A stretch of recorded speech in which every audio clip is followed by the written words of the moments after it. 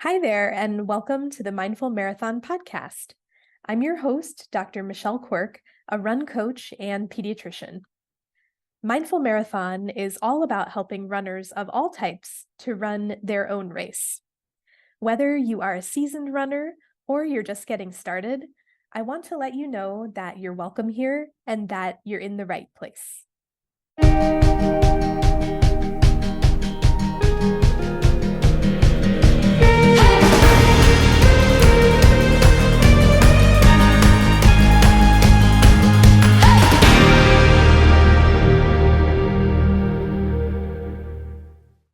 Hello, my friend. Welcome back to the podcast. I hope that you are having a great start to your week. I wanted to start out today by saying, first of all, I am wearing my Bruce Springsteen and the E Street Band sweatshirt.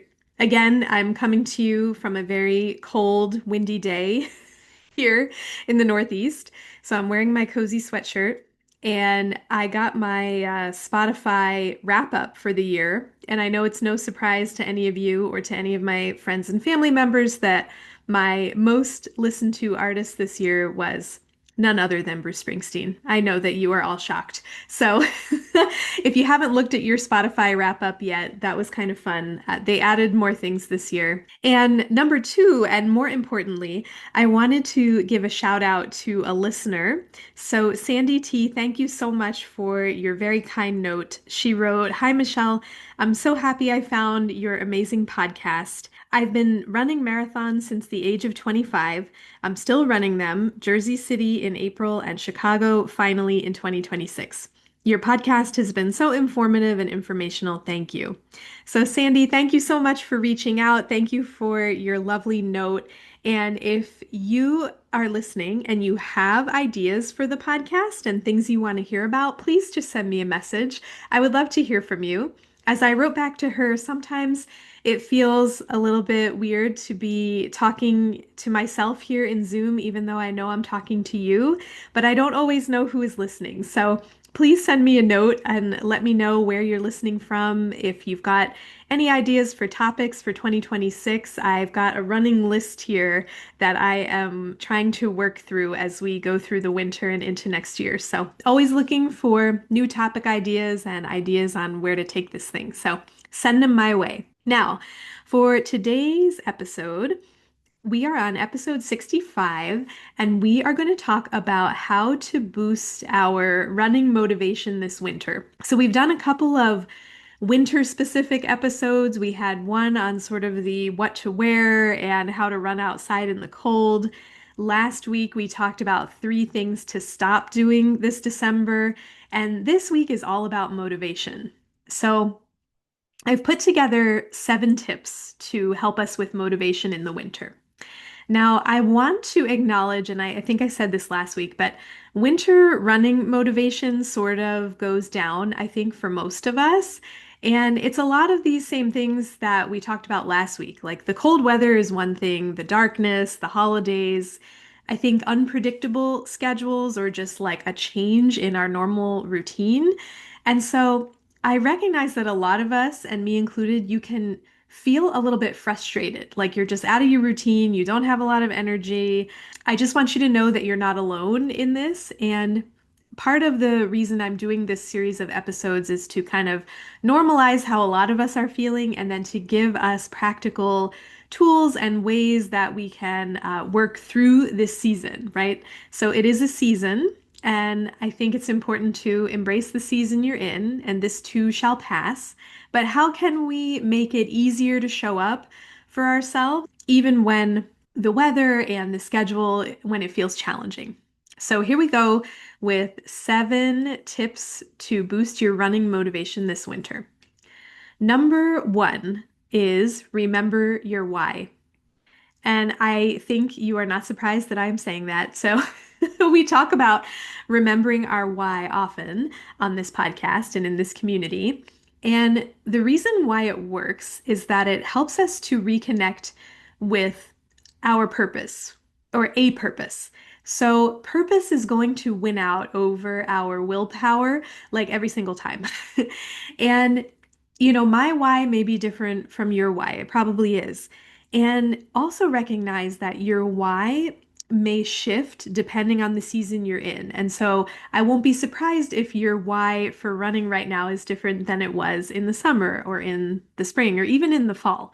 So I want you to just take 30 seconds and think about your why and then say it out loud, or if you're in a place where you can write it down really quickly.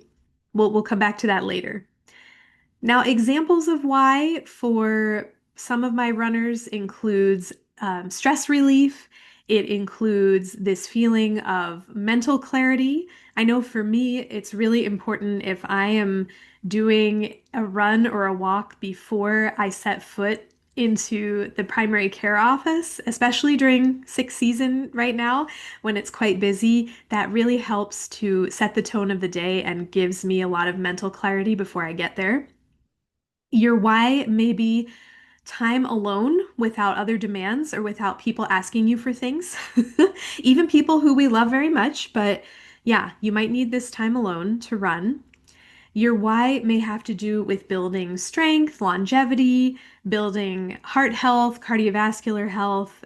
It may be that you are wanting to be a model of movement for your children, for relatives, for family. So again, take some time to really remember your why, and if you are able to say it out loud, write it down, just take a couple of seconds and do that.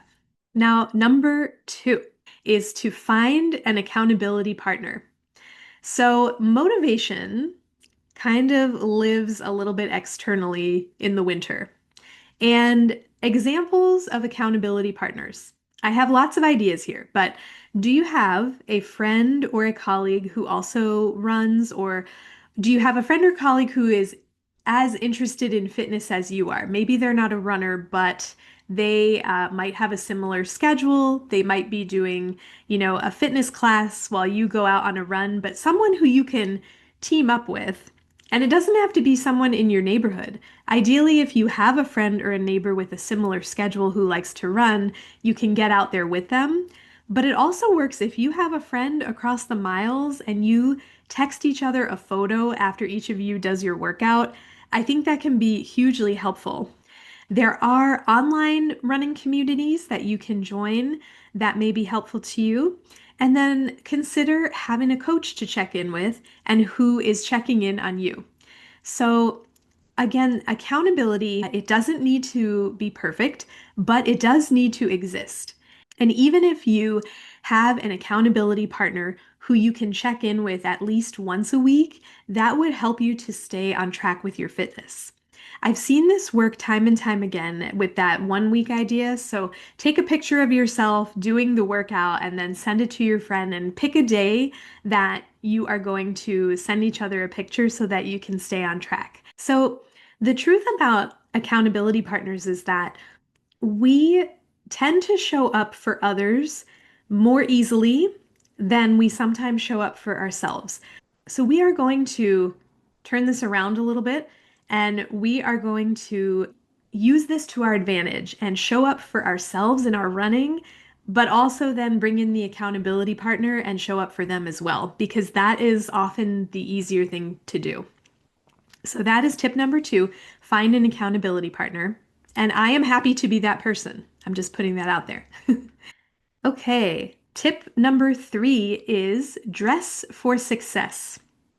Now, a couple of weeks back, we did an episode all about running in the cold, and it's everything you ever wanted to know about winter running gear, and that's episode 61. So if you haven't listened to that, head on back after you listen to this one, and you can get everything you need to know about what to wear in the cold.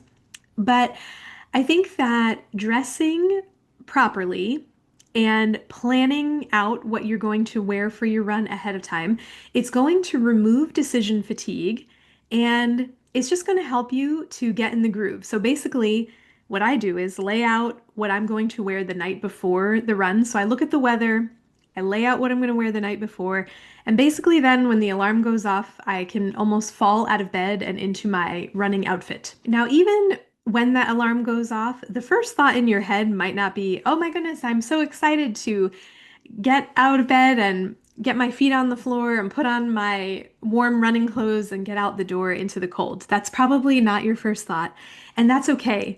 We really only need like 1% or 2% motivation to get out of bed and get those clothes on. And once you set the ball in motion, really it's so much easier to put on your sneakers and get out the door. So, again, if you haven't listened to the winter running gear episode, head on back and check that out. I walk through what to wear based on temperature. We've got layering tips, how to stay visible when it's dark out, all of that kind of thing. So, tip number 3 is dress for success. Tip number 4 is follow a running plan and consider a coach. So, for this one, I think having some structure to your days, weeks, and months, I think that can really help.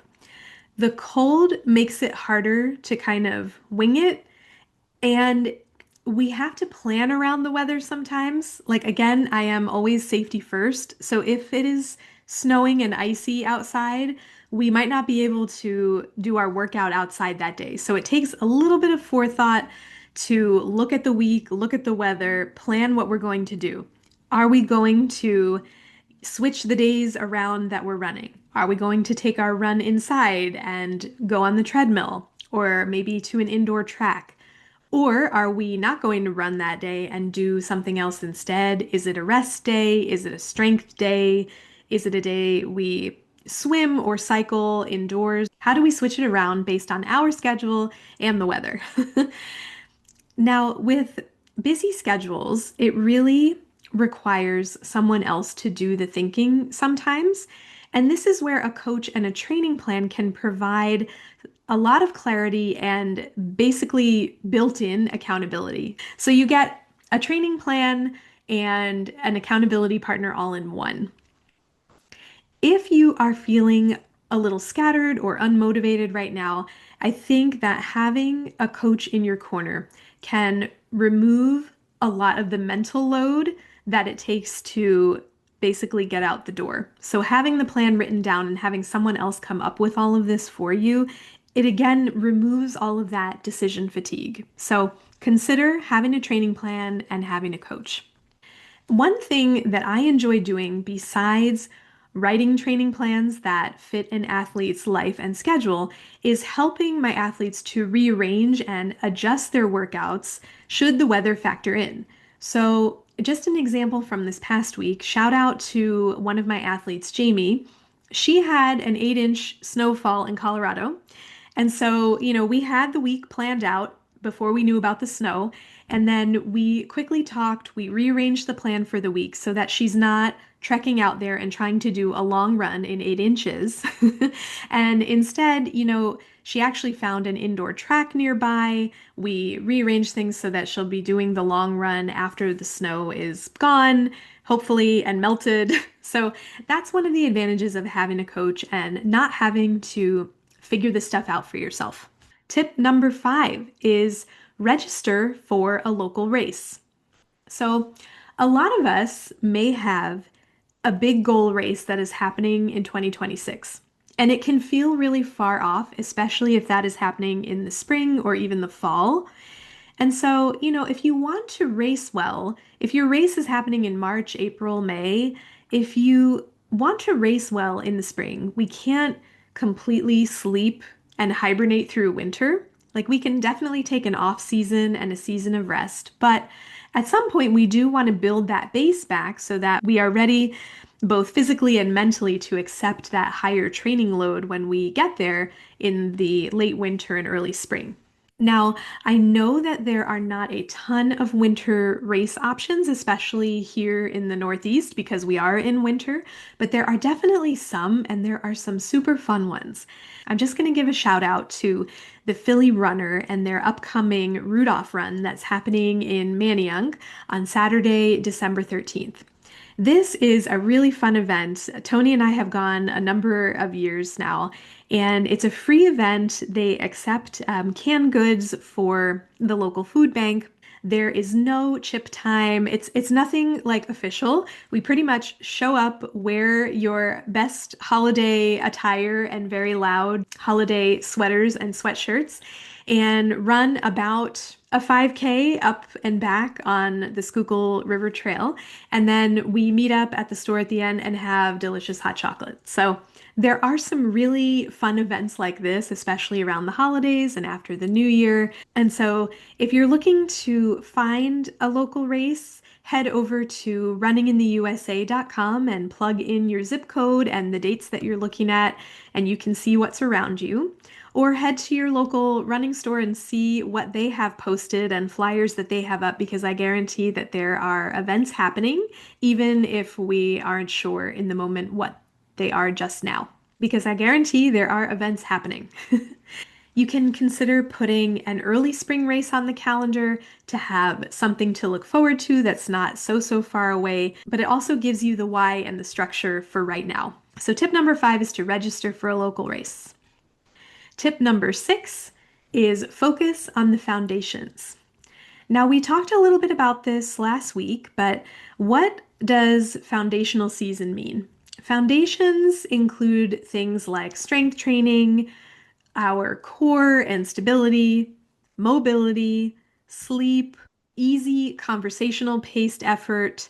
So, this can be a season to focus on all of these foundations. Maybe you pick one that is something you've really been meaning to work on or been really meaning to put at the forefront and you haven't, and that could be sleep. So, really focusing on having a regular sleep schedule, plugging that phone or device across the room about an hour before you want to go to bed and really getting to bed on time instead of reading the news or scrolling on social media. So, this is a great time to focus on foundations.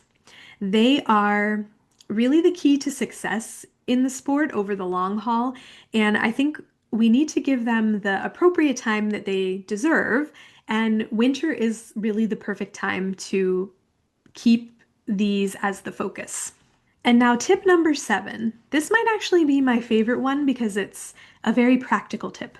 So, tip number 7 is to put visual reminders of your goals where you can see them. So, how to do this? I'm going to give you a bunch of ideas. You can do this by writing your goals on index cards that you keep on your nightstand so that you can look at the index card before you go to bed and see it first thing when you wake up in the morning. You can put sticky notes on your fridge. You could write a mantra or a quote on the back of your work badge. Like, I am always swiping that thing, right, to get into the cafeteria, get in the front door, and to different patient care areas. And I see the back of that badge all the time. So, writing something there where you can see it. You can set a daily reminder on your phone to go off at a certain time with your goal or your mantra. You could set the lock screen of your phone with it as well. I want you to also, as we get toward the end of December, think about a word for 2026. So, something that you really want to hone in on. And it doesn't have to necessarily do with running or fitness, but think about your word for 2026. My word for 2025 was reach. Reach. And that meant a variety of things. It had to do with my running and my own fitness, but also in my life and in my coaching business. And so maybe we do a podcast episode in the future about that word in particular and picking a word of the year, but I want you to think about your word for the new year. Now, why does this work? Why does it work to write down your goals? Your goals stay visible and it helps your brain to focus on them. So the default setting in the morning in your brain tells you, I don't want to, right? Or at least mine does. When the alarm goes off and it's dark and cold, I want to stay in bed, and the default setting says, I don't want to get up and go run right now. So by having those goals really, really close by on the phone, on the index card, on the nightstand, on the fridge, on my work badge. I'm seeing it all the time, and I'm offering it up to my brain to kind of retrain those pathways.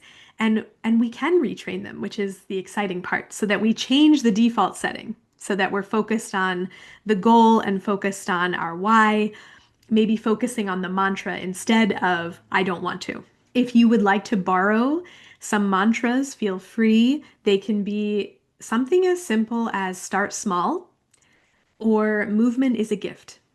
You can start with those, but think about your word for 2026. Think about a mantra that is meaningful to you. Think about what your goals are and really start writing those down and putting them in places where you can see them. So, that is what I have for you today. 7 tips to boost your running motivation this winter. I'll review them really quickly. So, number 1, remember your why. Number 2, find an accountability partner. Number 3, dress for success. Number 4, follow a running plan and consider a coach. Number 5, register for a local race. Number 6, focus on the foundations. And number 7, put visual reminders of your goals where you can see them. We often see motivation dip with the dip in temperatures in the winter, but I promise that your motivation hasn't disappeared forever. It just needs some gentle reminders to keep showing up. So hopefully these tips will help to bring that motivation back as we navigate this season. Now, if your running has felt inconsistent, rushed, or pushed to the bottom of your priority list this year or just in recent weeks, if you are craving more calm, more clarity, and more intention as we head into the new year, and if you have big running goals that you have dared not to speak yet, I know you're out there and I see you. This is your time, and I want to invite you to my running resolutions workshop that is happening on Thursday, December 11th. We are going to set our intentions for 2026 and create goals that feel realistic, supportive, and aligned with our current season of life. Now, if you can't make it live, I will be sending out the replay to everyone who is registered, and you can find out more about that and register at the link in the show notes. So by the time this episode airs, it is going to be Monday of the week of the workshop. So if you're listening to this before Thursday the 11th, head on over to the show notes and register right away, and I will get the workbook and the Zoom link to you so that we can see each other on Thursday evening. So thank you all for listening, and I will see you next week. Thank you for listening today. If you enjoyed the episode, please share it with a friend. And if you have a moment, please rate and review the podcast so that we can reach and encourage others to tie on their sneakers and join us out there on a run. See you next time.